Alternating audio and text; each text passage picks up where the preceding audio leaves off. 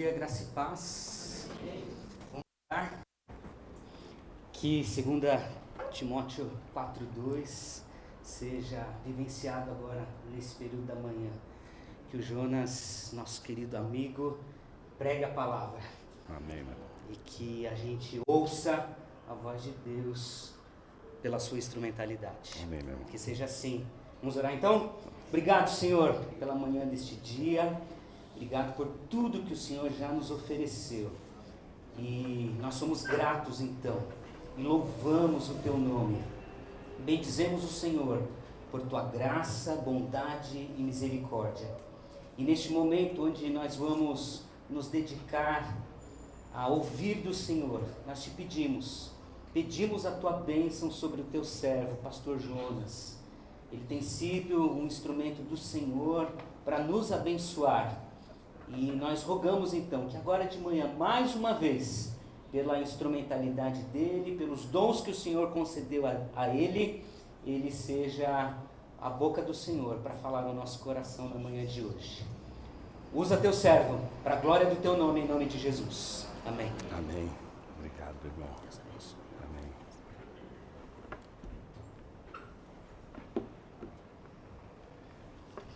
Bom dia, meus irmãos. Muito feliz de estar aqui. Eu sempre me emociono quando venho ao Betel, mas hoje estou mais emocionado do que normalmente, porque hoje eu estou com a minha família, né? A Mario comentou aqui, e eu estava, enquanto ela comentava, né? Eu era mais novo do que minha filha mais velha e um pouquinho mais velho que os meus filhos mais novos quando eu ficava aqui nessa mesma sala onde vocês estão, estudando em uma dessas salas aqui, lendo livros, atravessando Santo André, porque vir de Santo André para cá naquela época continua difícil como hoje, né, com aquele trenzão lá, que alguns aqui eu imagino já pegaram ou vão pegar, mas foram os melhores dias da minha vida. Eu entendo que aqui Deus começou todo o trabalho de humilhação da mente humana, essa experiência que o Gedimar mencionou aqui, ela é visceral, ela é verdadeira. Eu sempre digo para os mais jovens na igreja, eu entendo que a formação teológica ela é necessária para o pastor, para quem quer exercer o ministério pastoral e etc. E sempre me perguntam qual é o seminário, né? Eu digo sempre Betel Brasileiro, não é? Óbvio. Eu vou dizer o meu seminário. Qual seminário? Se não o seminário que eu me formei, é o seminário que eu conheço cada canto. Eu sei o que acontece, eu sei o que não acontece, eu sei como funciona. Não só porque fui aluno, mas porque durante muitos anos dei aula no Betel. E hoje estou feliz, Mário, porque eu encontrei Davi. Davi está aqui. Não é? Davi foi... Gente, essa turma, a turma do Davi, foi uma turma que tirou uns 5, 6 alunos, 6 professores daqui. A turma do Davi era uma turma, não era Davi, assustava os professores. Tinha uns 4, 5 professores, aí a Durvalina chegou e falou assim para mim: Jonas, você tem uma missão. Eu dava aula no polo do Betel Brasileiro em Santo André, lá no Parque Industrial ainda, quando ele estava lá. Então, a Durvalina chegou e disse assim: Jonas, eu tenho uma missão para você. Eu já mandei 4 professores embora aqui. Essa turma é uma turma difícil e etc. Mas você vai assumir essa bronca. Era apologética, não era, Davi? Era apologética? Não lembro qual que era. Teologia sistemática. Aí eu falei, tá bom, irmão Valina, vou assumir, não é? E meus irmãos, eu confesso para vocês, o primeiro dia de aula, Davi, eu estava nervosíssimo. Eu falei, meu Deus, acho que eles vão tirar alguma peixeira, vão chamar para briga. Eu imaginei tudo. Mas eu encontrei uma turma muito diferente da que eu imaginava. Eu achava que seria um bando de meliantes, delinquentes. Mas eram todos inquiridores, questionadores, não passava uma vírgula. Questionavam tudo. Meus irmãos, foi a minha prova, foi a prova que eu precisava mesmo para a vida. Até hoje eu nunca enfrentei uma turma que questionava tanto quanto a turma de Davi. E foi uma turma que ele desenvolveu um amor, graças a Deus, porque foi ali que eu consegui entrar no hall de professores do Betel e encontrar o Davi hoje aqui pastoreando do lado do... Esqueci o seu nome, pastor. Pastor Carlos, que ele é o pastor auxiliar na igreja dele. É uma alegria enorme ver você servindo. encontrar o Renato. Renato foi uma cobaia das aulas de providência, me lembrando da cena da caneta. Que coisa boa encontrar você de novo aqui, Renato, encontrar os funcionários, a Paula, Martinha, que a gente já conhece faz um tempão, foi aluna também na época. Só não encontrei a Tereza, que eu fiz dueto de piano com violino com Tereza. É uma alegria enorme, tem história aqui, viu, gente? Vocês estão numa casa maravilhosa, o melhor lugar para você se formar no Brasil está aqui. Está aqui. Deus costuma fazer coisas extraordinárias. E Ele faz isso em vasos de barro. Não faz isso em catedrais de ouro, de cristal. A coisa acontece no barro. É ali que Deus faz as coisas. O ministério começa aí. Você tem de escolher entre o barro e o ouro. Essa é a sua escolha. E Deus só trabalha no barro. Faz isso desde o início. E Ele faz bem, viu? Dói, estrangula, porque o barro é sempre, né? O problema é sempre do barro, nunca é do oleiro, porque é o barro que se estraga, é o barro que faz tudo errado, mas quem faz tudo certo é o oleiro. E ele é tão insistente quanto é insistente ao pecado o barro. A insistência que o barro tem em pecar é a insistência que o oleiro tem em consertar o barro. Então fique tranquilo, você encontrou alguém bom de briga e o mais importante, você nunca vai vencer ele. Glória a Deus, né? Ele sempre vai vencer o barro. E no final, não importa quantas vezes ele desfizer, ele vai fazer. E no final ele vai dizer, tá pronto, pode ir pro céu. É a vida inteira assim, meu irmão. A vida inteira assim, meu irmão. Não vai ter um dia na sua vida que Deus vai te dar sossego. Vai trabalhar você o tempo todo. Mas vou parar aqui, vou para o tema, porque senão eu já saí do tema, eu vou entrar no tema do Betel. E aí eu já perdi 5 minutos e 34 segundos. Eu tenho 40 minutos para falar, 10 minutos a mais de um chorinho de 50 minutos, não é isso, Marion? Se passar, eu ver que vai passar de 50 minutos, meus irmãos, já combinei com ela, eu vou parcelar em duas parcelas sem juros, tá, Marion? Em 2 parcelas, aí, se eu ver que eu não vou conseguir terminar, eu digo, meus irmãos, vou mesmo parcelar aqui, viu, em 2 vezes sem juros, e aí depois a gente volta para concluir um outro dia, que aí a Mário combina com as nossas agendas e com a agenda de vocês e a gente conclui, tá certo? Dividi a minha exposição, né, hoje em 3 partes, né, como a proposta foi de falar sobre o pastor, né, e a palavra entre púlpito, né, o gabinete pastoral, a igreja, a pregação, essa coisa toda, o estudo, né, o ensino. Eu resolvi dividir em 3 blocos a reflexão. Um bloco, todos eles entre livros, certo? Um bloco dedicado à escritura. O segundo bloco dedicado a um poema de Adélia Prado, que eu gosto muito, acho que ele é muito sensível para esse momento. Carlos Drummond de Andrade chegou às vias de dizer, em certa ocasião, quando se referia a Adélia Prado, que de todas, que era uma grande descoberta na época, e ele ficou encantado com ela, porque ela fazia poesia como quem faz diante de Deus, então ele chegou às vezes de adjetivá-la como bíblica. Adélia é bíblica. Quem dera nossos pastores fossem adjetivados dessa maneira, bíblicos, não é? Porque proferem a palavra e fazem com que o homem que escute a sua palavra se sinta como que diante de Deus. Não é? E o terceiro bloco é o bloco de um pastor do século XIX. Eu tenho brigado muito para publicar esse livro e um passarinho me disse que vai sair finalmente pela Fiel. Esse livro aqui do Charles Bridges, não é? O Ministério Cristão, uma investigação sobre as causas da sua ineficiência. Muito interessante, muito interessante. Um dos livros que mais eu carrego ele comigo a vida inteira.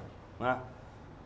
Onde eu posso pensar o ministério pastoral, ele vem carregado de insights, de leitura. É um pastor escrevendo sobre o ministério pastoral, sobre a importância das leituras, a importância de ler o livro, a importância de ler pessoas e, o mais importante, a importância de usar a palavra. Pretendo terminar com ele. Se eu não conseguir, aí essa exposição fica para um outro dia, viu, Mário? Mas eu vou partir da tese dele inicial, que é o Charles Bridges. Né? A gente aprende a ler, a gente aprende a estudar a palavra, a gente aprende a conhecer a palavra, e tudo isso é da ordem do cognitivo. Né? mas são poucos hoje os que aprendem a usar a palavra. Eu gosto desse versículo de Paulo, 2 Timóteo, capítulo 2, versículo 15.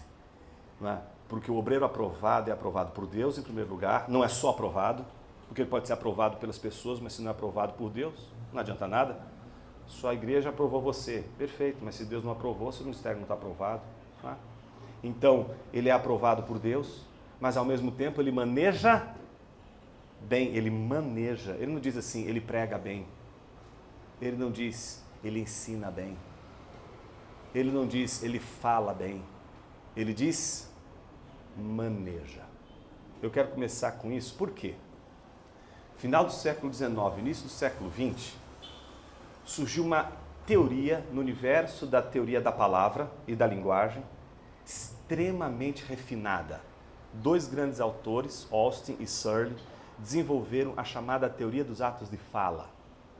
E essa teoria dos atos de fala, muito, muito interessante, extremamente refinada, eles trazem para a discussão do estudo da linguagem o fato de que a palavra não só é o meio pelo qual nós nos comunicamos e entendemos o que as pessoas dizem, mas nós fazemos coisas com a palavra. Exemplo, quando um juiz diz assim, declaro aberta a sessão, ele não está querendo explicar nada, ele não está querendo interpretar nada, ele está fazendo algo com a palavra, entende? Então, o que ele faz literalmente? Ele está, abrindo a sessão. No final, quando termina tudo, ele pega o martelinho lá e declaro encerrada a sessão. O que ele faz de volta? Tranca. Ele fecha a sessão. Ou seja, com a palavra ele abriu, com a palavra ele fechou. A gente faz isso nas assembleias da nossa igreja. Declaro aberta a sessão, declaro encerrada a sessão. A gente faz isso mais do que ninguém, não é? Nos dias de batismo. Não é?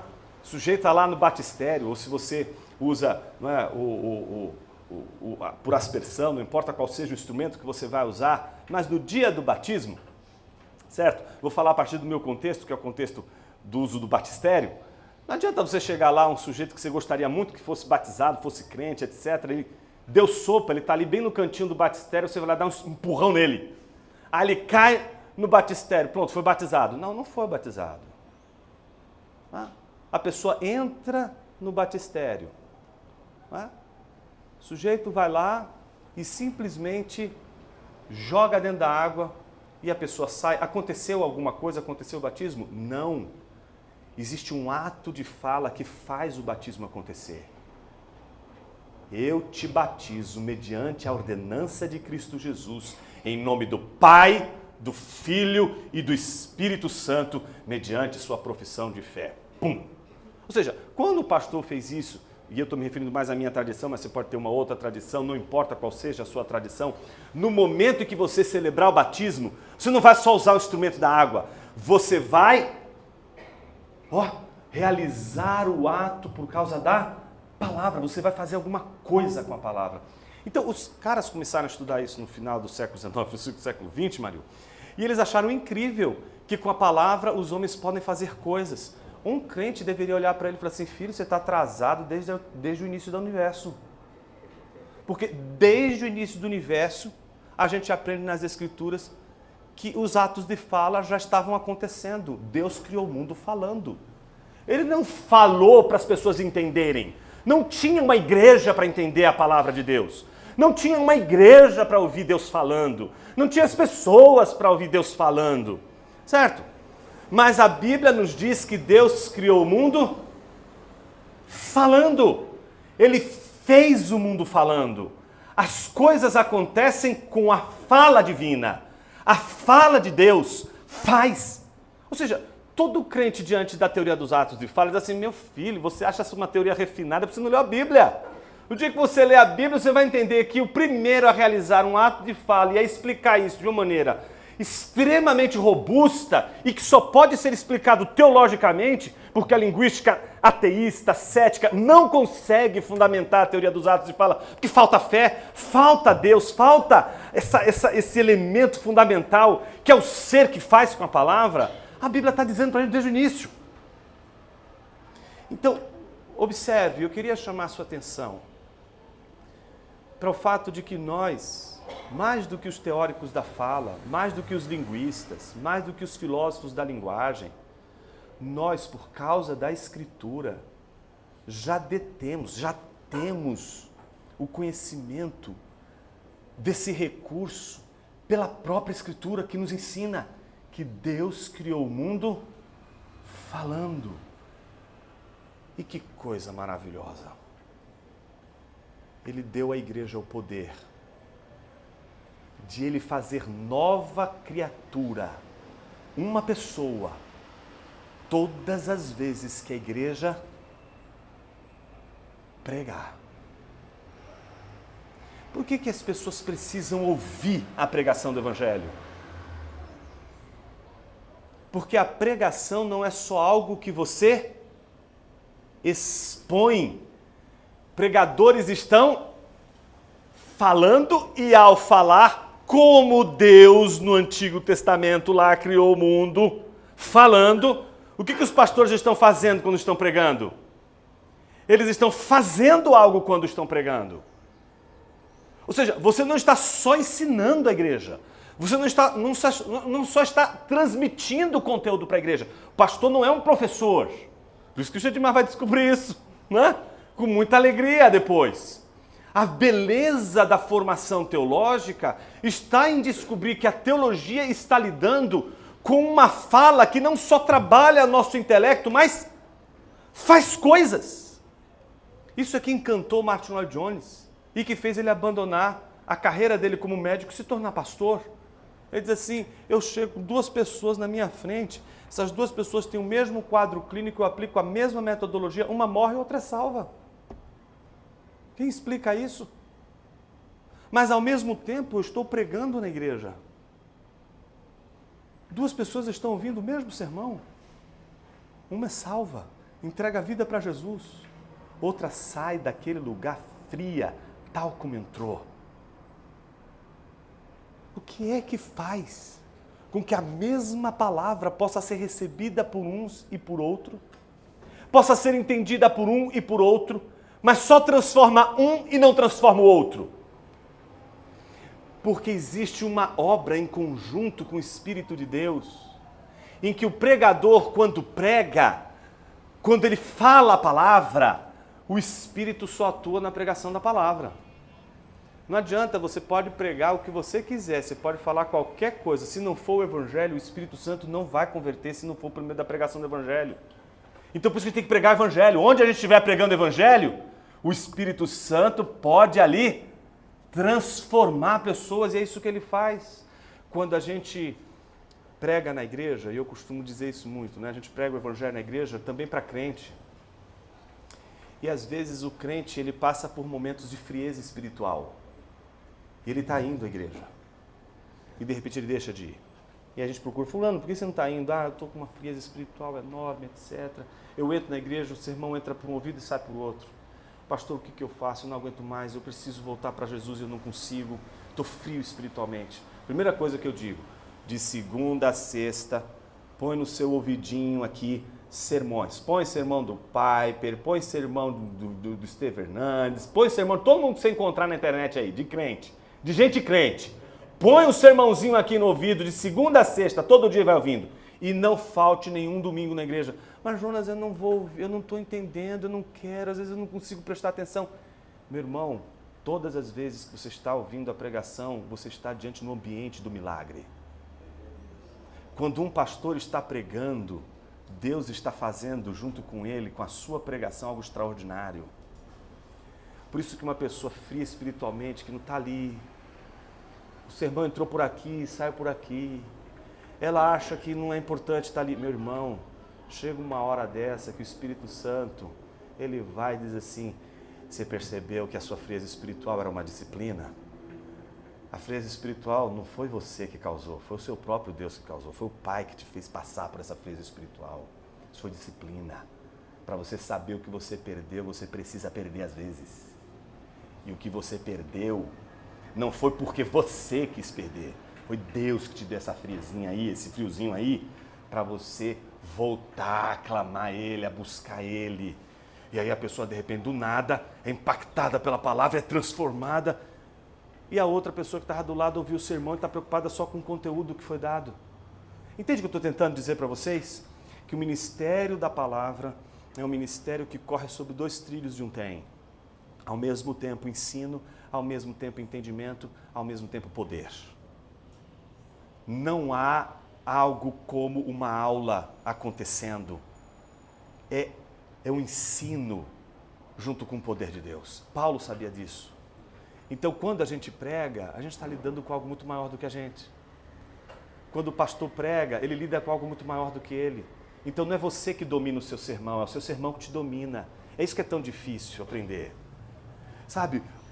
E o pastor que entende isso, ele vai descobrir que ele vai pregar um sermão a vida inteira. É o sermão que Deus deu para ele. E ele vai pregar de diversas formas aquele mesmo sermão. E ele tem de ser fiel àquele mesmo sermão, não importa qual texto que ele use.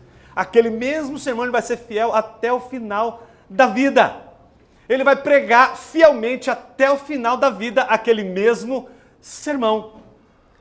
Qual é o nosso grande, então, desafio? Permanecer fiel na pregação. Por quê? Se Deus fizer alguma coisa através de nós que fomos chamados para a palavra, por meio do que ele vai fazer? Da palavra. Não espere que Deus faça alguma coisa, se Deus te chamou para o ministério da palavra, que Ele faça alguma coisa através de qualquer outra coisa que não seja a palavra. Então, para que Deus continue fazendo algo no seu povo, quando Deus te dá o ministério da palavra, o que você tem de ser fiel e permanecer até o fim? Na palavra. Pregando a palavra, estudando a palavra, se aplicando a palavra e pregando a palavra com o máximo de clareza, com o máximo de simplicidade, mas pregando, pregando, pregando e não parando de pregar a palavra um só minuto, correto? Sim. Quantos aqui nunca se sentiram desmotivados com o ministério da palavra? Então hoje, já passaram 20 minutos, eu tenho mais 20 minutos para encorajar.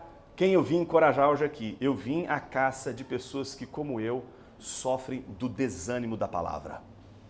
Eu vim à caça de pastores cansados de pregar a palavra. Eu estou no seu encalço nessa manhã. Vou te perseguir, certo?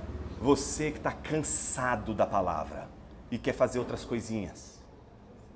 Quer mexer com outras coisinhas na igreja. Quer ocupar outras frentes na igreja. E quer fugir do púlpito, quer fugir da pregação. É com você que eu vou falar hoje. Eu quero começar, em primeiro lugar, com o primeiro bloco, que é o da Escritura,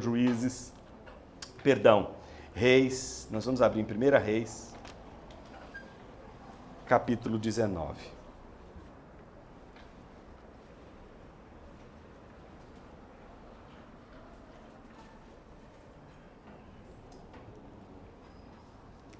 É uma passagem muito interessante, muito conhecida de todos nós. 1 Reis, capítulo 19. Para facilitar, fica antes de 2 Reis.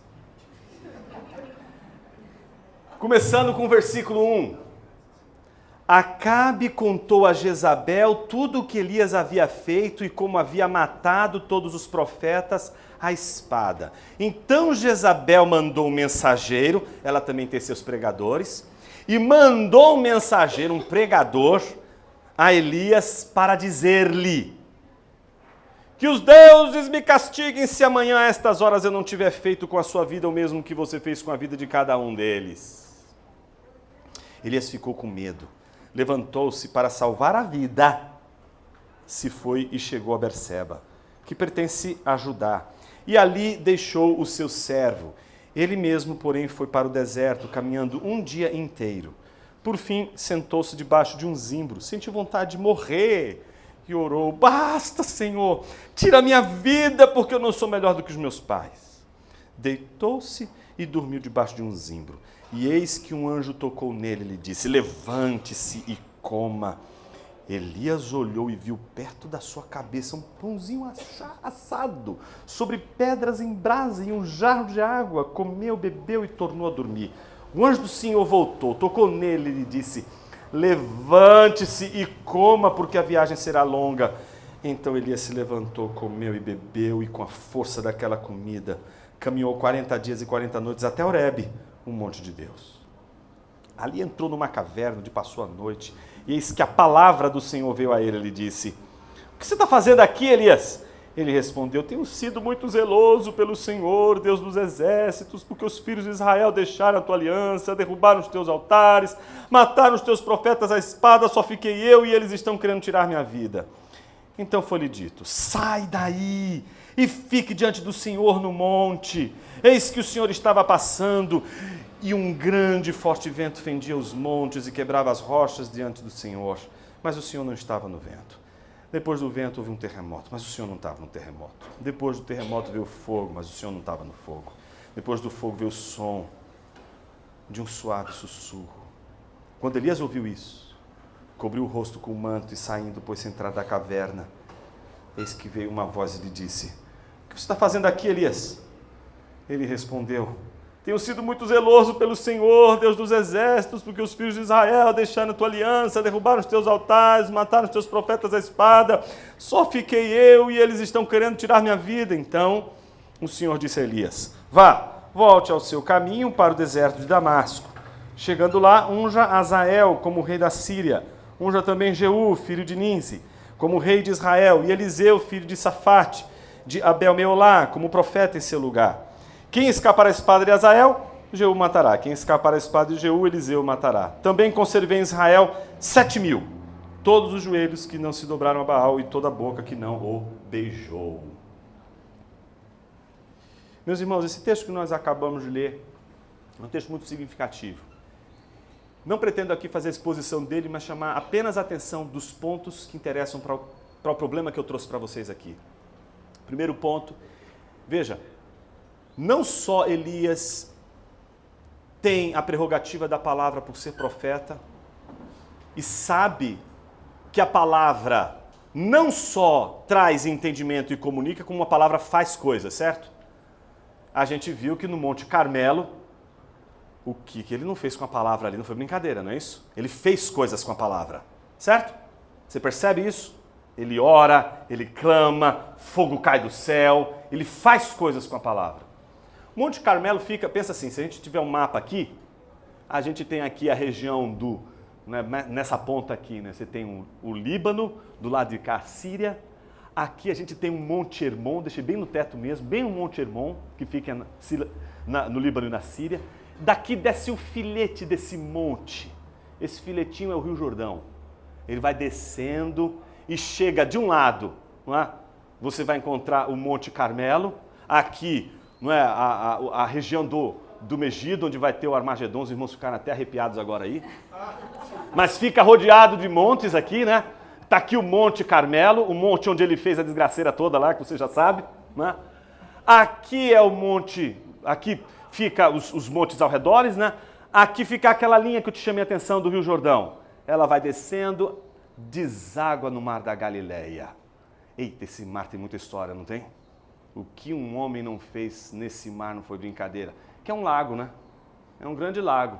Fica a 215 metros de profundidade abaixo da linha do mar. E as pessoas dizem, mas como pode ter onda se era lago? Meu irmão, 215 metros abaixo da linha do mar, numa região onde o vento vem cortando, quando o vento desce, meus irmãos, as embarcações não saem, porque as águas elas ficam extremamente agitadas, os temporais são terríveis ali.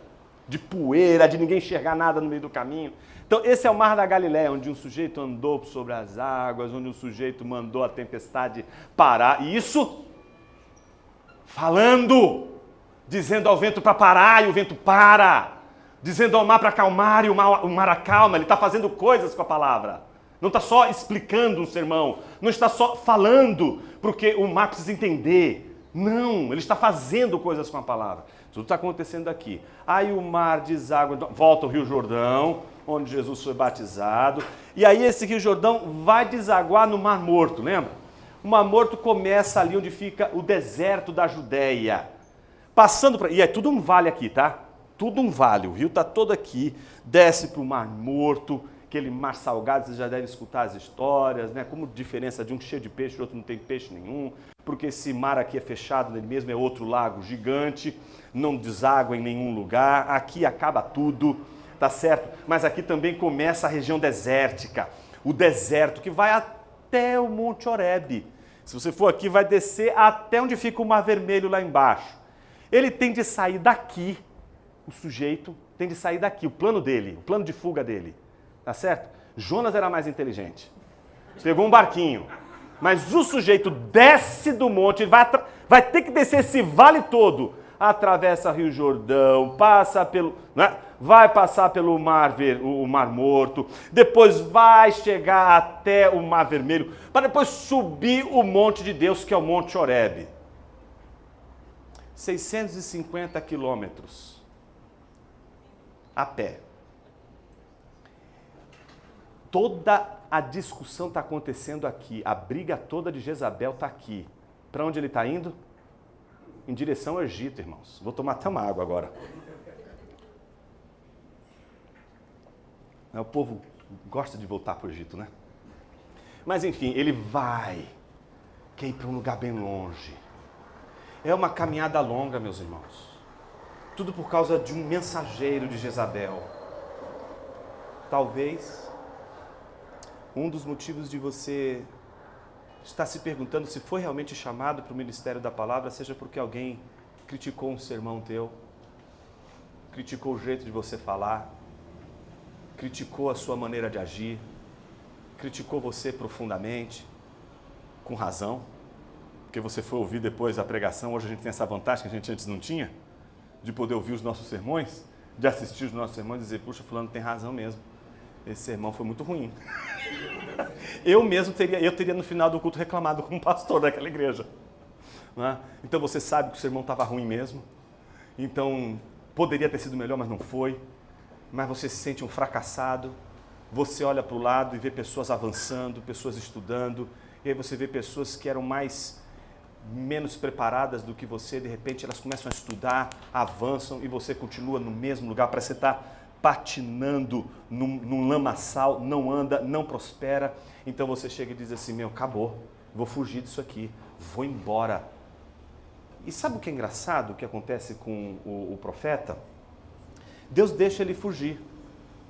E Deus parece que ele tem uma maneira de trabalhar com um pregador fujão. Com Jonas ele usa a natureza, né? Usa um grande peixe, não é? No final ele usa uma plantinha. Então é o Senhor Criador dos céus e da terra usando a criação para botar o profeta de novo no lugar onde ele tem que ficar. Então Deus vai usando um grande peixe, vai usando tempestade, vai usando plantinhas, para falar e exortá-lo. No caso de Elias, Deus é tão irônico que no meio da fuga, Deus poderia simplesmente dizer assim, bicho, para onde você está indo? Não é? Deus não faz isso, meus irmãos. O sujeito tem que passar mais de 40 dias, não é? Para atravessar um negócio daquele. E a Bíblia diz que ele passou, não é isso? 40 dias, ou seja, ele passou 40 dias, não foi porque ele foi assim, naquele jeito, né? Ai, meu Deus. Ele foi assim, ó. Para chegar em 40 dias, atravessar tudo isso aqui, meu irmão, ele não foi de qualquer jeito, não foi devagarzinho, não foi no passo tartaruga, não. Ele foi como quem está fugindo, como quem está correndo, e fugir cansa. Você vai cansar da fuga. Mas sabe o que é interessante? Deus poderia ter poupado a viagem do sujeito, né? Pô, o cara vai viajar, imagina, ele vai sair do Monte Carmelo, vai passar pelo deserto. É um deserto desgraçado aquilo ali, minha gente. Entende? Tem hora ali que você olha para aquelas pedrinhas ali e elas parecem pão francês, só que você não é Jesus, você não vai transformar a pedra em pão não, irmão. Você vai querer dar uma dentada e aquilo ali tem um gosto horroroso.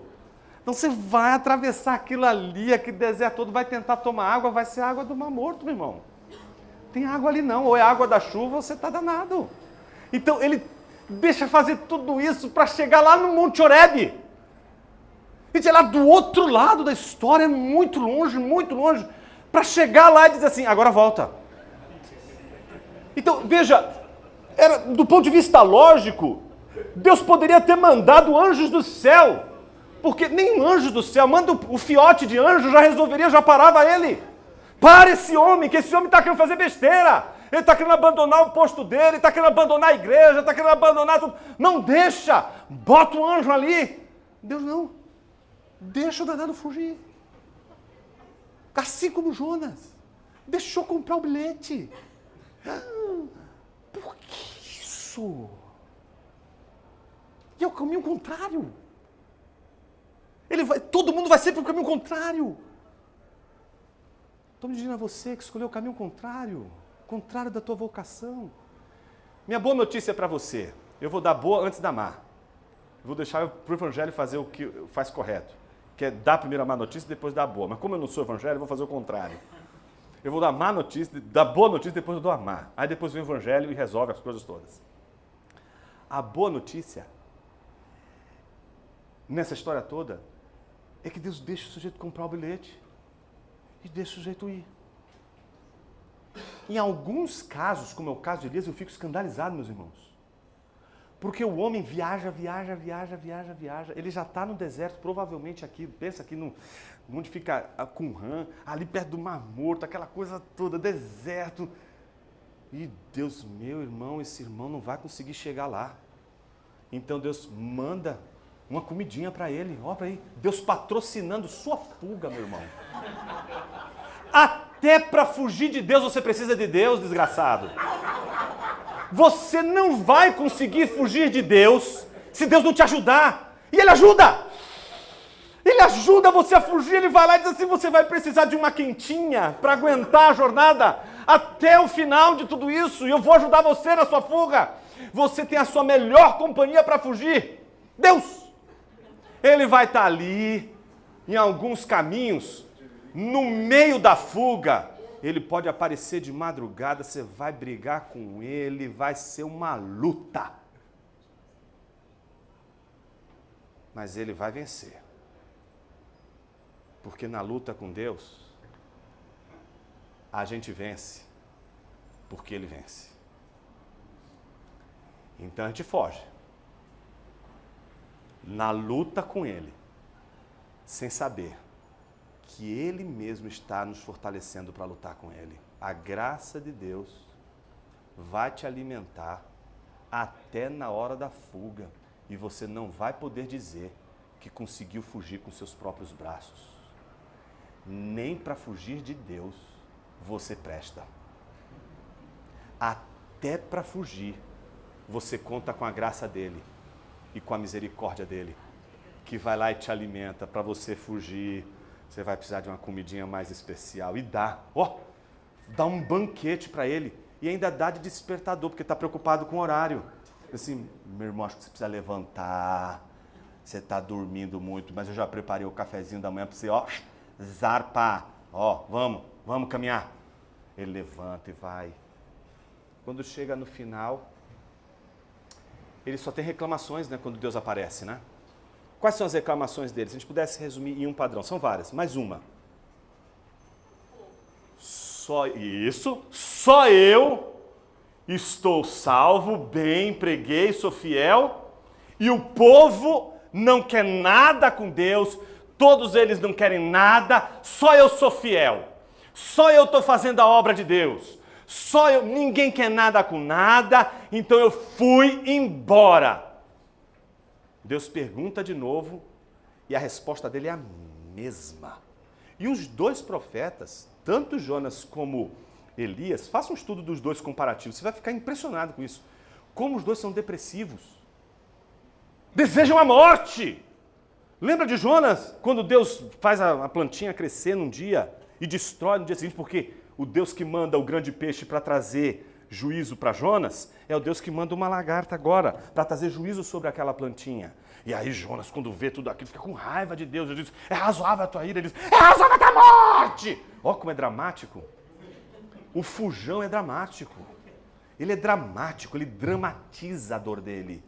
Porque ele precisa fazer isso. Porque se ele não dramatizar a dor dele, ele não tem desculpas para fugir. Ele precisa transformar aquela dor da formação em algo muito ruim. Eu estou dizendo algo bom, que é a dor da formação, em algo ruim, muito ruim. Ele está sendo formado por Deus. Deus está ali talhando. Não, esse nariz aqui está o nariz de Lúcifer. Eu tenho que tirar. Esse nariz é muito empinado. Você está muito adunco. Preciso consertar esse seu nariz. Está muito assim. pum, Deus vai lá e dá aquela machadada. Ai, Senhor, mas como assim? Né? Então ele vai ali, ó, pá. E a gente precisa dramatizar a formação, a dor da formação e transformar aquilo em algo impossível. Não vai dar, não vou conseguir, todo mundo me abandonou, eu não presto pra nada, eu sou minhoquinha, não vai dar nada certo no final. Pronto, é isso.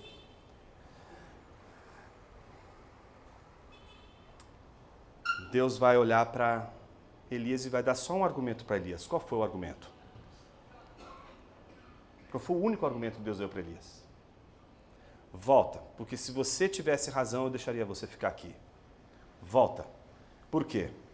7.000 foram conservados em Israel. Todos os joelhos que não se dobraram a Baal e toda a boca que não beijou. Você não tem razão para fugir. Se essa é a sua desculpa, volta.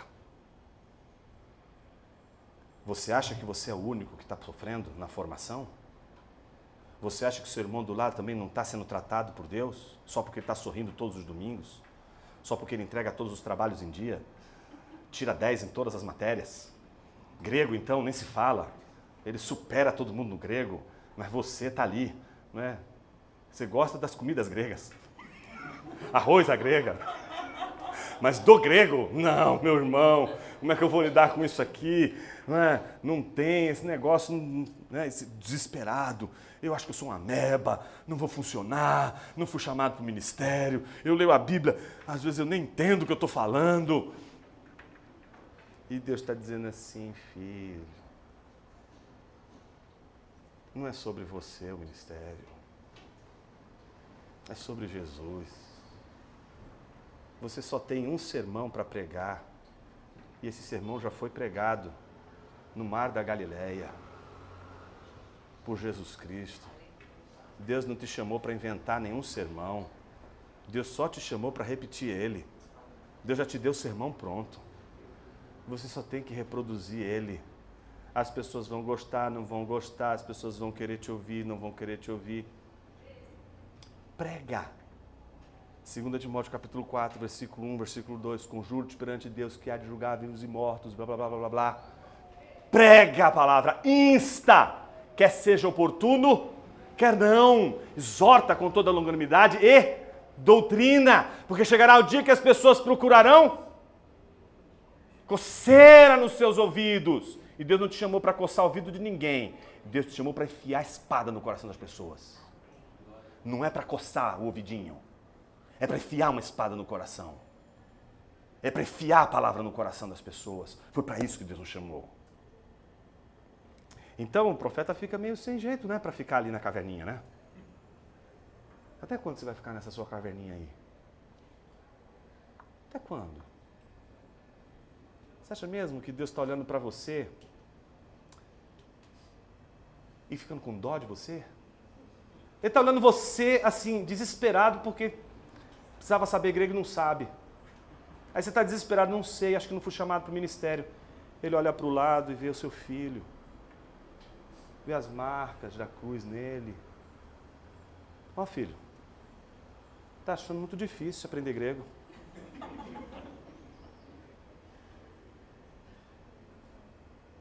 Olha você lá desanimado, porque as pessoas não estão vindo na igreja. Parece que você está perdido, sem saber para onde ir, quer desistir. Ó, filho, está querendo desistir. Lembra lá do jardim?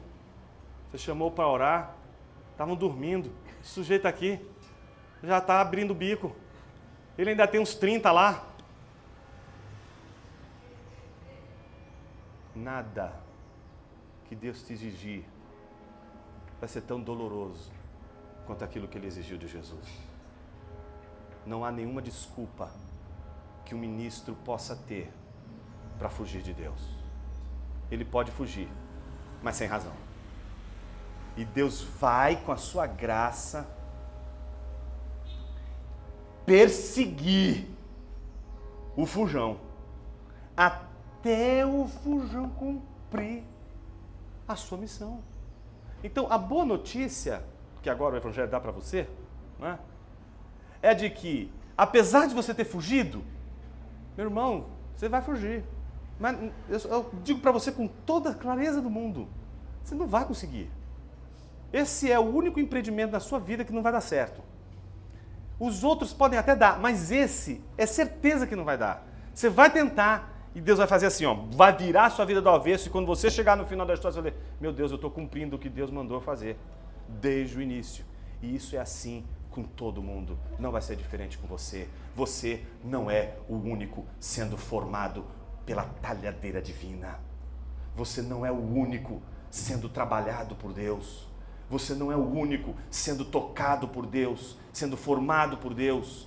E Deus está ali mexendo e trabalhando com você. Bom, me faltam 7 minutos. Eu vou agora para o segundo bloco, que é o bloco da poesia. Eu pedi para expor esse poema. É um poema de Adélia Prado, ele está aqui nesse livro aqui. Abre esse livro aqui, ó. Oráculos de Maio. E o poema está aí, ele corre assim. O título do poema é esse. O poeta ficou cansado. Então vamos para o segundo bloco, tá? O que um poeta... Se um pregador lida com palavra, o que um poeta lida? Com palavra. Dá para fazer poesia sem palavra? Alguns poetas modernos acreditam que dá, mas aí você já foi para um outro reino, o reino da arte contemporânea, né? Em que aquilo que não é arte é arte. Mas enfim, deixemos essa crítica para um outro dia. Né? Por enquanto, o que a gente sabe é que poetas lidam com palavras, assim como pastores lidam com palavras ou pregadores lidam com palavras. Então, a poeta aqui ficou cansada. Só que ela descreve como um poeta, o poeta. Ela diz, o poeta ficou cansado. Veja só como o poema corre. Pois não quero mais ser teu arauto. Já que todos têm voz, por que só eu devo tomar navios de rota que não escolhi? Por que não gritas tu mesmo a miraculosa trama dos tiares, já que tua voz reboa nos 4 cantos do mundo? Tudo progrediu na terra e insiste em cacheiros viajantes, de porta em porta a cavalo. Olha aqui, cidadão, repara, minha senhora, neste canivete mágico, corta, saca e fura, é um faqueiro completo. Oh Deus, me deixa trabalhar na cozinha, nem vendedor, nem escrivão, me deixa fazer teu pão. Filha, diz-me o Senhor, eu só como palavras. Vamos pensar um pouquinho? Toda vez que eu vejo esse poema, e aí pode voltar para o início, eu me encasqueto, Mariu, com isso aqui, ó. Pois. Como uma pessoa começa um poema com um pois? Não se pode fazer um negócio desse, isso é uma ofensa. Não é? É uma ofensa, não se começa com uma adversativa dessa natureza, um pois. Como assim começar com um pois? Só se começa com um pois depois que se rolou uma conversa anterior, certo? Então está acontecendo um papo anterior e aí você diz, pois, blá, blá, blá, blá, blá, blá, blá, blá. Ou seja, para você saber tudo que vem depois, você precisa saber o que vem antes. Mas ela sabe o que ela fez? A danadinha. A Adélia colocou a gente no meio da discussão dela com Deus. Ela não quis colocar a gente no começo da discussão. Ela colocou a gente no meio da crise dela com Deus. No meio da crise. Botou a gente no meio. Sabe quando você escuta a conversa no meio do caminho? Ó, os irmãozinhos aí gostam de ouvir uma conversinha de lado, né? Você está ali no trem, quietinho, de repente alguém do lado diz, mas eu não disse isso, você, opa! Né? Aí o que acontece quando você vê esse mais forte, mais enfático? Ei, tá rolando uma treta, né? Qual é o nosso movimento típico nessa hora? É aquele movimento que Aristóteles diz logo no início da metafísica, todo ser humano por natureza inclina ao saber.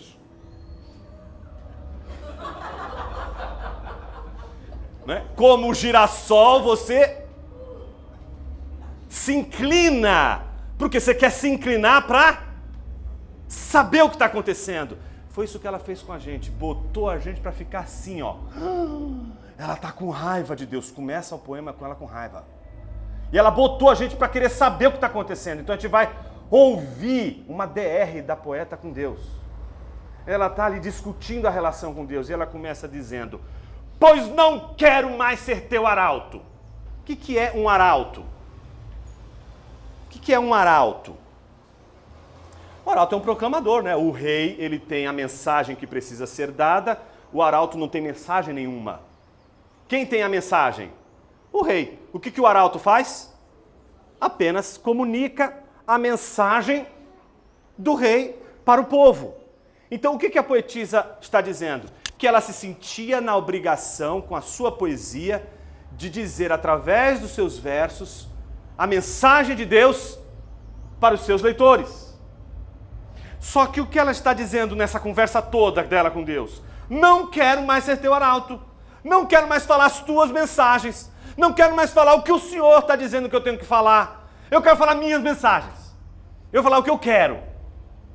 Não quero mais ser teu arauto. Não quero mais dizer o que o Senhor quer que eu diga. Sabe quando você está pregando a Bíblia e aí você está... Isso acontece muito quando é o sermão expositivo.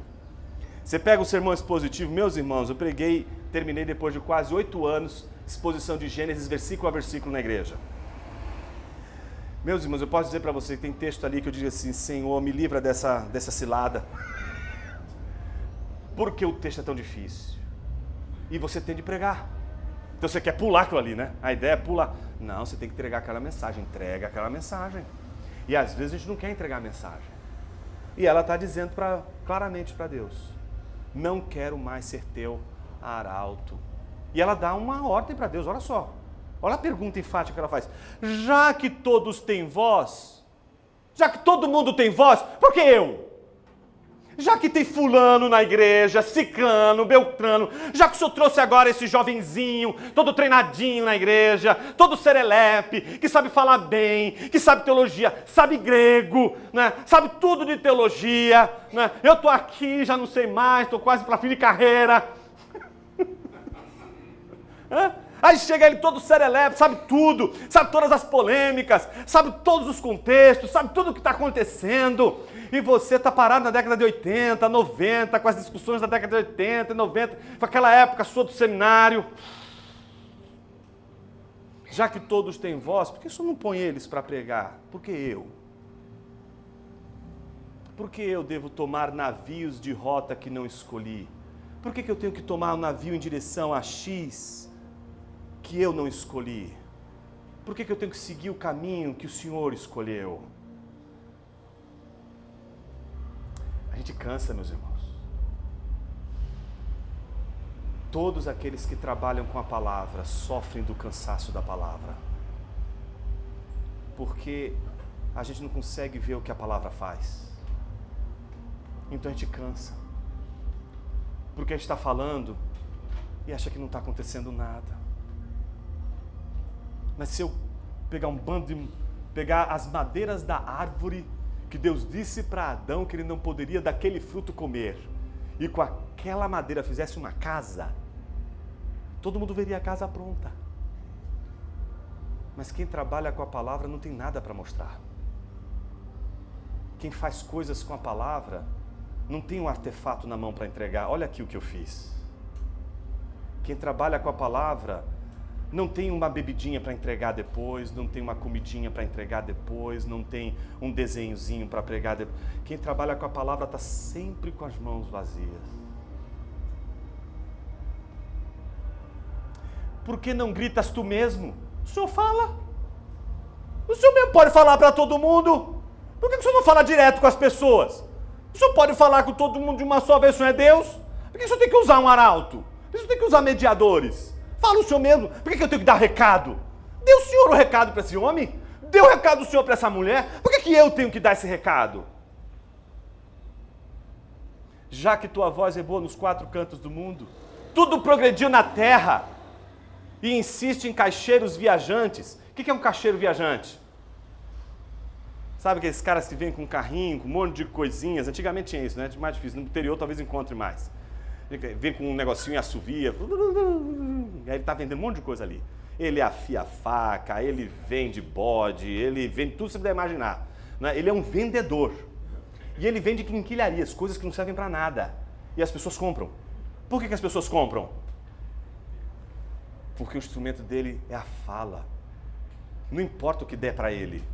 Ele não está preocupado, ele não é um fabricante de coisas. Ele encontra coisas, mas o que ele tem, o dom dele não é fazer as coisas. O dom dele é vender. Ele só sabe falar. Ele não sabe fazer outra coisa, a não sei falar. Ele não vai saber fazer aquelas coisas todas, mas se você me entregar para eu vender, eu vendo. E eu vou vender bem. Nasceu para isso. Bom, mas muita coisa já avançou na vida e continua insistindo nessa evangelização. Batendo de porta em porta. Dizendo para as pessoas o que elas precisam ouvir. Pode prosseguir. Já extrapolou meu tempo e eu estou agora pedindo ao Senhor misericórdia e perdão. Olha aqui, cidadão, vendedor. Repara aqui, minha senhora, nesse canivete mágico. Corta, saca e fura. É um faqueiro completo. É um vendedor, né? Usa a palavra para isso. E ela termina com uma palavra mais branda, um vocativo, né? Então parece que depois de desabafar, ela dá uma aliviada, né? Não é assim que a gente faz? Botou tudo para fora? Já botou tudo para fora? Agora eu vou fazer a minha oração. Ó Deus, me deixa trabalhar na cozinha. Na cozinha o que as pessoas fazem? Comida, pão. Não é legal fazer as coisas? Entende? Você vai fazer uma comida e uma pessoa vai comer. E você vai sanar a fome de uma pessoa. Você fez um bem para uma pessoa. Você tem algo concreto. Você pode mostrar para as pessoas que você fez uma comida e fez o bem para o outro. Porque o outro que estava faminto, ele estava morrendo de fome, você deu comida para ele. Ele comeu e agora ele está bem. Você pode mostrar para as pessoas, vejam o que eu fiz uma comida, uma pessoa foi alimentada, aconteceu algo aqui diante da gente. Senhor, me deixa trabalhar na cozinha. Nem vendedor trabalha com a fala. Nem escrivão. Não, meu irmão, é a sina do pregador, escrever e falar. E tem hora que você não quer mais nem falar e nem escrever. Me deixa fazer teu pão. E é claro que ela está dizendo teu pão porque ela sabe que o pão de Deus não é para Deus. O pão que Deus faz é para alimentar os homens. Então me deixa fazer o teu pão. Me deixa alimentar as pessoas. Mas algo maravilhoso acontece e Deus surpreende na fala final do poema dizendo: filha, eu só como palavras. Ou seja, o poema termina com o silêncio do poeta que agora diz: puxa, eu quero fazer o pão para o Senhor, mas ele não quer esse pão, porque ele não come esse pão, ele come as palavras. Ou seja, será que o que mais importa é fazer para as pessoas, pelas pessoas? Deus te chamou para pregar por causa do seu amor pelas pessoas? Você consegue ter compaixão e amor por pessoas? E por isso você quer pregar por amor às pessoas? Mas e o seu amor a Deus? Não deveria ser Ele o motivo pelo qual você ama pessoas? Será que é possível amar a Deus amando primeiro as pessoas? E será que quando a gente ama primeiro as pessoas são verdadeiramente amadas? Ou será que as pessoas só são verdadeiramente amadas porque em primeiro lugar amamos a Deus? E porque amamos a Deus, podemos agora amar nosso semelhante? Porque se não for assim, a gente só presta para amar planta, que são inferiores. Jonas era capaz de ter misericórdia e compaixão por uma planta, mas não conseguia sentir compaixão por uma pessoa igual a ele, porque ele não conseguia amar ao Senhor como ele deveria amar. Por isso a pergunta para Jonas não é o amor pelos ninivitas, é o amor a Deus. Minha pergunta para você não é o amor às pessoas que precisam ouvir o Evangelho. Minha pergunta para você nessa manhã é o seu amor a Deus. A pergunta não é o que as pessoas precisam. A pergunta é o que Deus quer de você. É só isso que importa. E Ele vai te pedir coisas que Ele não vai pedir para outros. E você vai sentir vontade de ter as coisas que os outros têm. Por isso que eu sempre penso, meus irmãos, eu acho que Deus faz isso com todo mundo. Quem quer uma igreja pequenininha, modesta? Nossa, me dá uma igreja pequenininha, eu só quero uma igreja assim certinha, tudo bonitinho. Blá, blá. Deus vai lá dar um igrejão para ele. Aí o sujeito que quer um igrejão, Deus vai lá dar uma igrejinha para ele. E diz assim, agora você vai cuidar dessa igrejinha. Porque não é o que a gente quer. Antigamente, não sei se ainda tem aqui pelo seminário, mas tinha uma frase no seminário que eu entrava e eu termino com ela. E essa frase dizia assim, faça a vontade de Deus e o sofrimento perderá o seu poder. Em outras palavras, faça a vontade de Deus e a sua fuga chegará ao fim.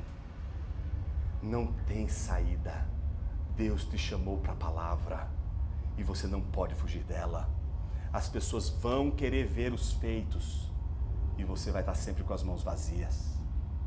Mas quando você estiver de noite deitando sua cabeça no travesseiro, você vai ouvir a boa voz de Deus dizendo, servo bom e fiel, porque é isso que importa, sua fidelidade ao Senhor. Quero encorajar você, meu irmão, que está no ministério da palavra, que sabe de todos os desafios de estudar, tudo que envolve os estudos. Eu quero encorajar você a não desistir dos estudos. Esse seria o terceiro bloco, mas a gente faz um outro dia esse terceiro bloco. Encorajar você aos estudos. Não pare de estudar, porque se existe algo que Deus te deu como um dom, é a palavra. E a palavra com P minúsculo, não só a palavra com P maiúsculo. Cuide da palavra com P minúsculo, porque quando você cuida da palavra com P minúsculo, você está sabendo usar o instrumento pelo qual Deus usou para proclamar a palavra com P maiúsculo.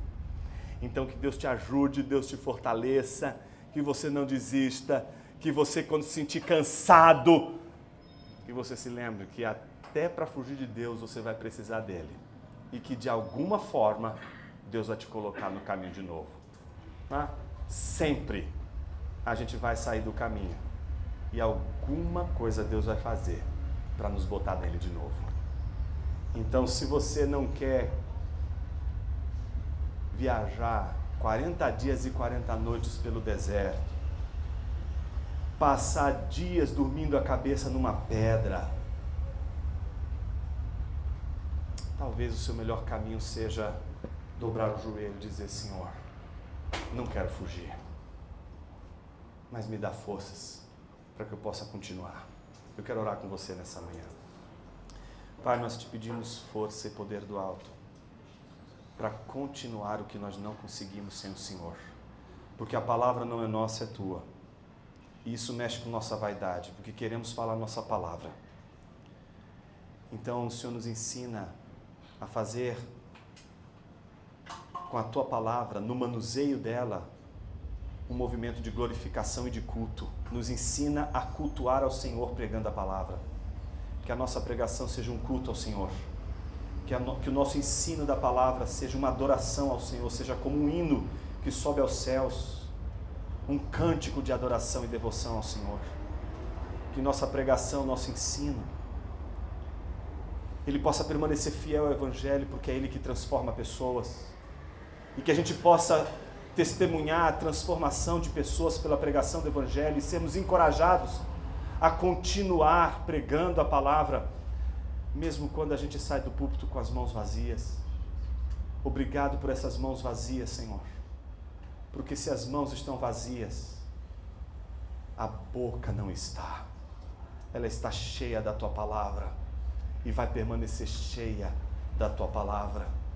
Senhor, nos ensina a perseverar no ministério da caneta e da boca, no ministério da palavra que prega, que proclama, que ensina e que faz o teu povo experimentar a graça do Senhor em forma de regeneração, restauração, transformação de vida, que a nossa pregação, fiel à Tua palavra, possa ser usada pelo Teu Espírito, e o Teu Espírito transformar vidas, e a gente vê pessoas sendo transformadas, convertidas, alcançadas pela pregação do Evangelho.